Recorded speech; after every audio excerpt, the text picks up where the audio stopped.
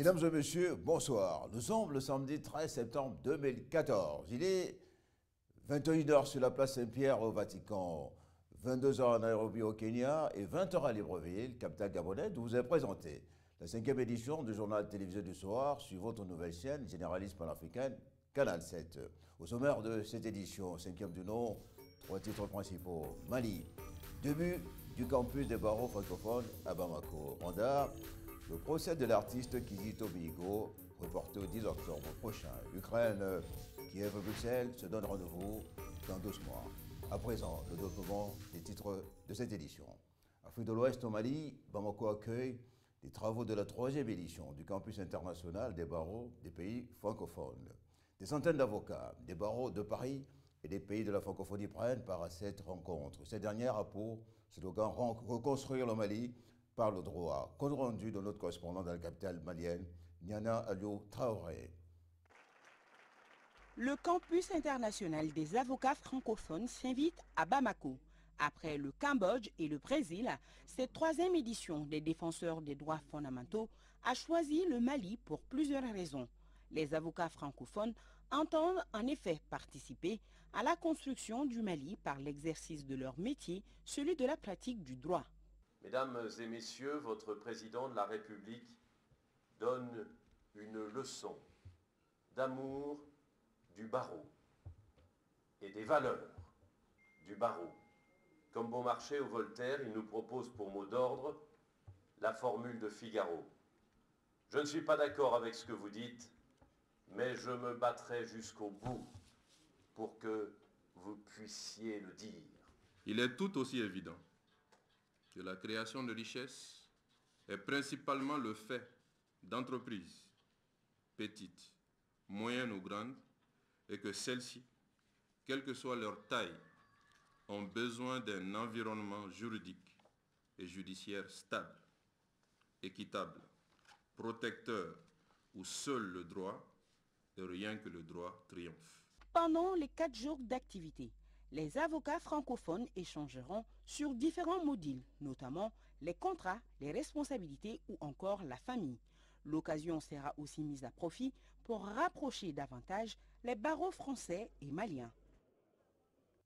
En Côte d'Ivoire, la lutte contre Ebola se diversifie. Les internautes ont décidé de prendre le relais des professionnels de santé et des politiques avec le lancement d'un H24 Challenge. L'initiative mobilise les blogueurs ivoiriens les plus célèbres. Reportage d'Abdul Aziz Maïga. Le Moussé contre Ebola est inspiré de l'Ice Bucket Challenge, qui est un défi caritatif ayant permis de mobiliser les fonds en faveur d'une association qui se bat contre la maladie neurodégénérative. Un succès considérable qui, à Abidjan, a donné des idées à Edith Brou, l'une des principales figures ivoiriennes sur Twitter. Elle tropicalise le concept et lance ainsi le défi à 3 blogueurs célèbres. Je me suis dit, le gouvernement demande à ce qu'on ait des mesures d'hygiène, se laver les mains avec du savon, donc mousse, savon, de l'eau. Ça pourrait permettre de faire passer le message en le détournant en Moussé contre Ebola. L'un d'eux, La Rigueur Bino, le plus connu des 3 qui s'estime suivi par 150 000 personnes, le relève. Bino, vêtu d'un costume, champune longuement ses cours de gloss avant de se jeter dans une piscine, un cartable à la main. Plus de 52 000 personnes ont visionné son sketch. Depuis que Ebola est arrivé, le gouvernement passe des messages à la télévision, sur les médias, et nous aussi nous profitons pour aider le gouvernement dans ce sens-là. Daouda Koulibaly salue l'idée des réseaux sociaux qui contribuent ainsi à la sensibilisation et à la lutte contre l'épidémie qui menace l'ouest de l'Afrique. Nous soutenons toutes les méthodes de communication qui peuvent nous aider à véhiculer le bon message, c'est ça. Les blogueurs abidjanais ne sont pas à leur première expérience. En avril dernier, les blogueurs ont obtenu le déblocage des fonds pour l'un des principaux hôpitaux d'Abidjan. Ils se mobilisèrent également durant la tragique bousculade du Nouvel An en 2012-2013. Leur contribution fut remarquée aussi pendant la crise post-électorale de 2010-2011. Ils attendent donc énormément de cette nouvelle campagne. Au Mali, l'on évoque une crise de l'éducation. Le passage d'une société traditionnelle à une société occidentalisée a causé la perte d'un certain nombre de valeurs. Pour les parents et les chefs traditionnels, c'est l'ouverture à toutes les dérives. Reportage de Niamène Aliou Traoré. En Afrique, la tradition tient une place prépondérante dans la vie de tous les jours, particulièrement dans l'éducation des enfants. Mes parents m'ont bien éduqué à la maison.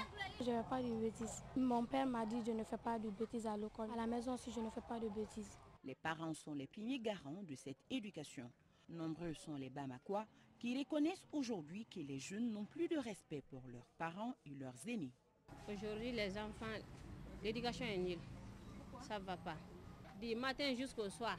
Je parle jusqu'à ce que je ne sais même pas qu'est-ce que je vais dire encore. Quoi.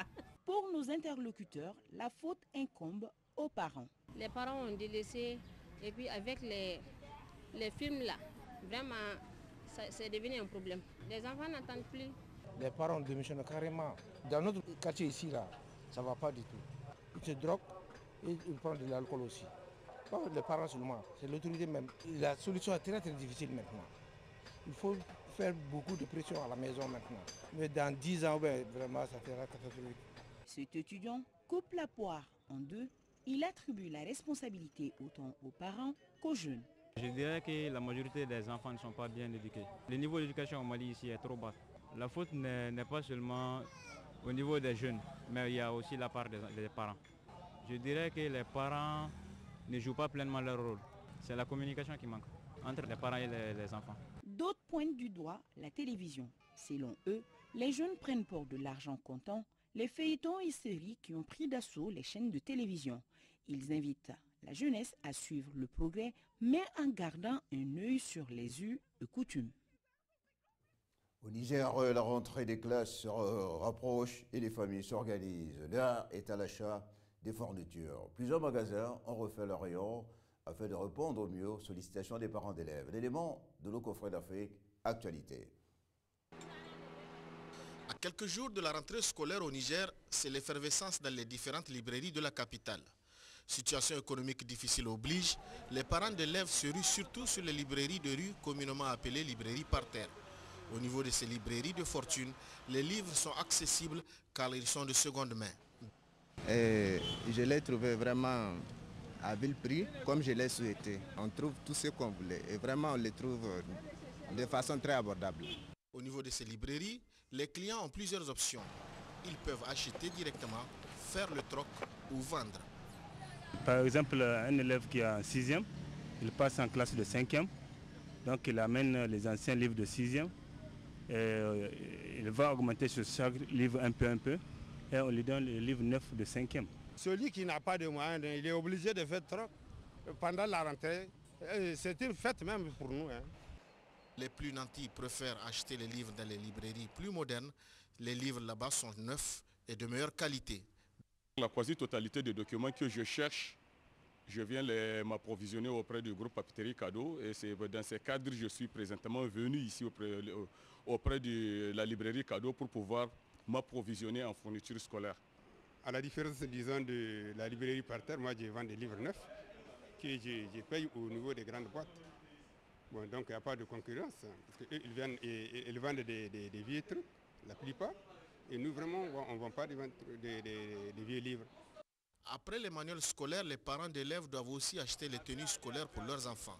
Au Niger, la tenue est obligatoire depuis plusieurs années, aussi bien dans le public que dans le privé.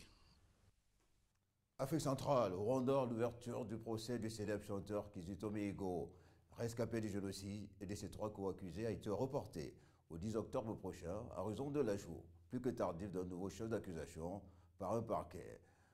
Un élément de Roland Diakou.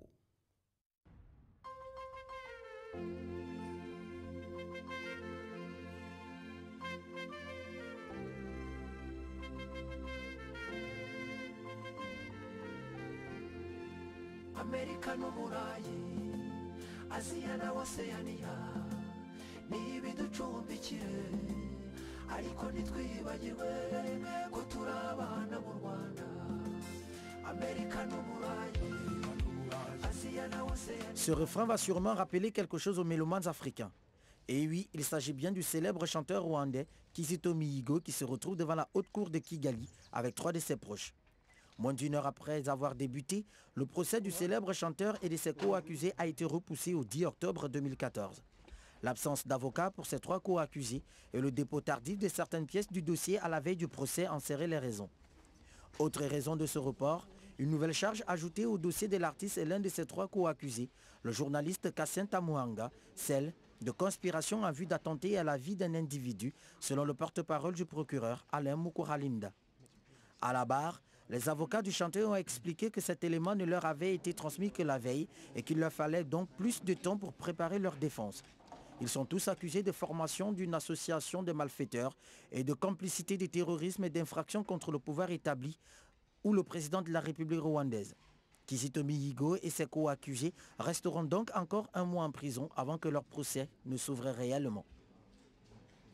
Europe de l'Est, l'Ukraine ne ratifiera pas l'accord d'association avec l'Union européenne avant au moins 12 mois. La décision a été prise au cours d'une réunion tripartite ce vendredi à Kiev, entre les responsables européens et les autorités ukrainiennes. Un conclave qui se tenait sur fond de violation du cessez-le-feu conclu la semaine dernière entre l'armée régulière et les rebelles indépendantistes pro-russes sur les théâtres des opérations que constituent Donetsk et Lugansk. Carlo Atomobengue pour le reportage.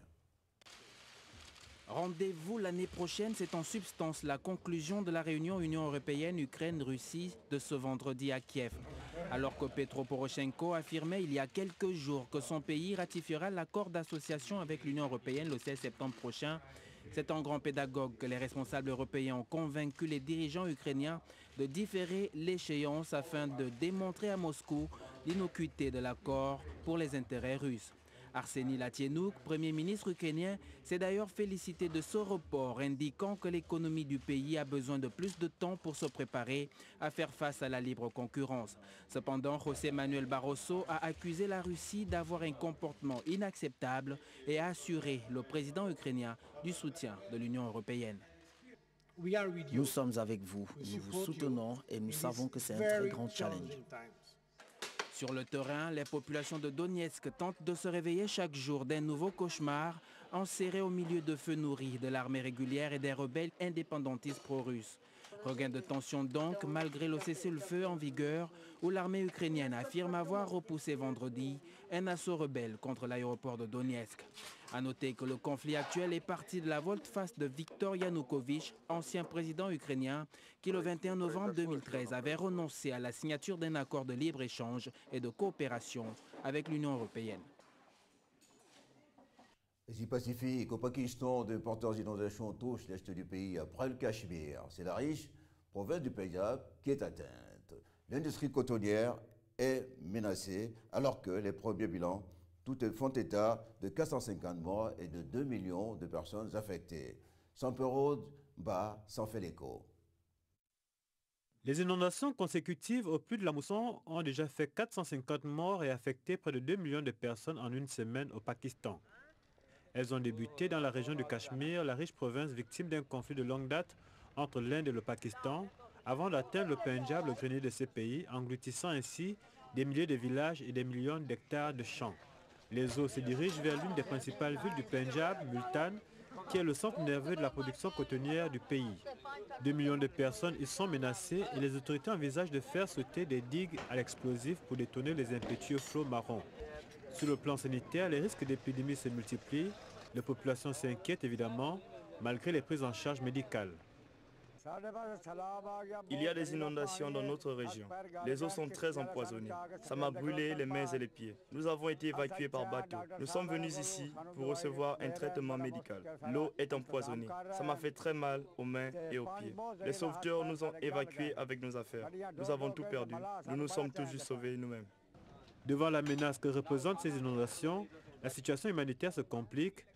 L'armée pakistanaise a annoncé avoir parachuté plus de 50 tonnes de nourriture au Pendjab, mais cela semble insuffisant.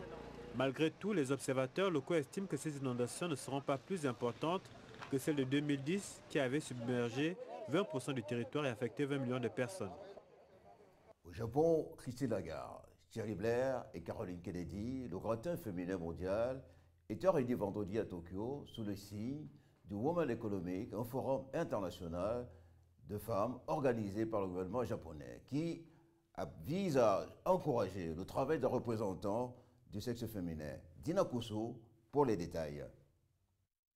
Tokyo a accueilli vendredi le Forum mondial des femmes organisé par le gouvernement japonais. L'initiative visait à saluer l'engagement et la contribution de la gente féminine dans le marché du monde. De nombreuses femmes influentes étaient présentes. Il fallait compter dans ce gratin, entre autres, Christine Lagarde, directrice générale du Fonds monétaire international, par ailleurs invitée vedette de ce forum. Dans son discours d'ouverture, le Premier ministre japonais a reconnu l'ampleur de la tâche dans ce Japon où les femmes sont peu présentes en politique et dans les entreprises.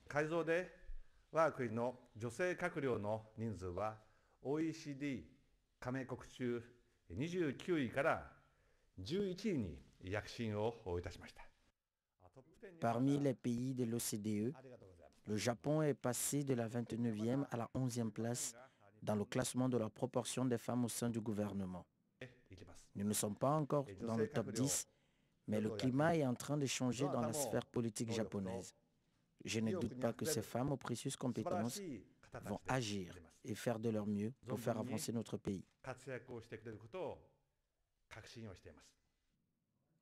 Devant des participants venus du monde entier, la patronne du FMI a montré le fort potentiel que représentent les femmes pour un secteur économique à la recherche de la performance. Relevant leur rôle déterminant dans le développement d'un pays, Christine Lagarde a invité toute l'assistance à appliquer une politique d'approche genre dans la répartition du travail. Concernant le marché du travail, nous devons commencer par élever les femmes au niveau des hommes. Nous savons que gommer les écarts entre les genres au sein de la population active peut faire bondir le revenu par habitant. C'est vraiment partout dans le monde, surtout dans les régions comme le Moyen-Orient et l'Afrique du Nord. En réunissant à Tokyo les femmes meneuses les plus en vue de la planète, Shinzo Abe s'est clairement engagé en faveur des droits des femmes dans les pays en développement. Moyen-Orient, le secrétaire d'État américain John Kerry a manifesté son hostilité vis-à-vis de la présence de l'Irak lors de la conférence internationale sur l'Irak qui se tiendra lundi 15 septembre 2014 en France. Bien qu'impliqué dans la lutte contre les djihadistes de l'État islamique, Téhéran ne participera pas à la rencontre. Uyel Abaga nous en donne les raisons. John Kerry s'est déclaré hostile à la participation de l'Iran à la conférence internationale sur l'Irak. Répondant aux questions de la presse vendredi à Ankara en Turquie, le chef de la diplomatie américaine a indiqué qu'il ne souhaite donc pas intégrer Téhéran dans la grande coalition formée par les pays européens et arabes mobilisés pour lutter contre l'État islamique qui sème la terreur en Irak et en Syrie. Les États-Unis reprochent notamment à l'Iran son implication en Syrie.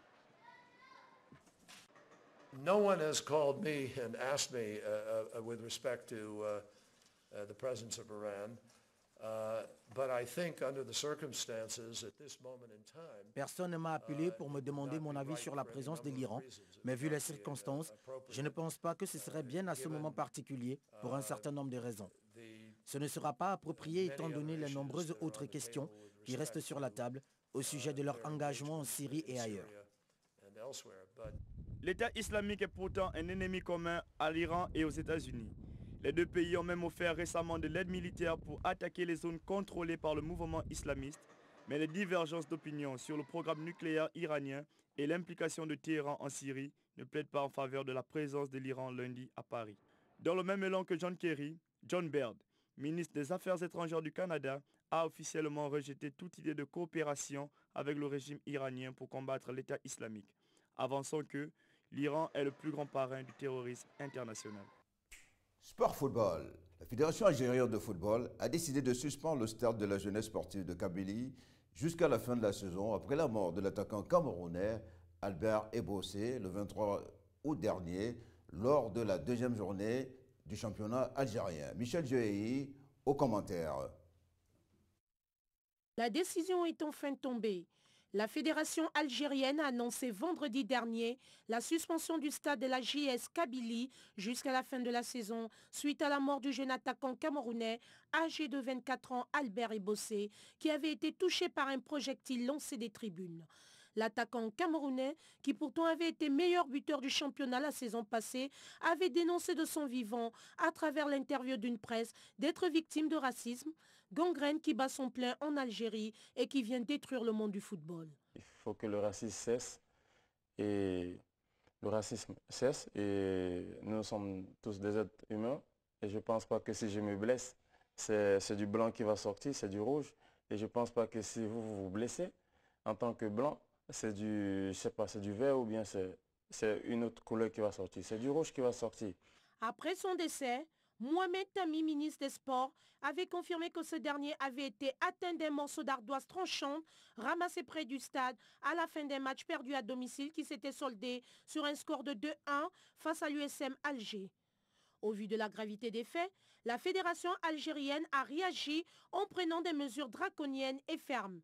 Elle a donc décidé de soumettre le club Tizi Ouzou-Raa à un huis clos de 6 mois et ses supporters seront interdits de stade durant la phase allée du championnat de l'Algérie. La décision de la fédération servira de leçon à d'autres pays touchés par le racisme sur les terrains de sport. La JS Kabylie a décidé de continuer à verser le salaire du défunt et bosser à sa famille jusqu'à expiration de son contrat, alors que la Fédération nationale lui versera une indemnité de 1 million d'euros.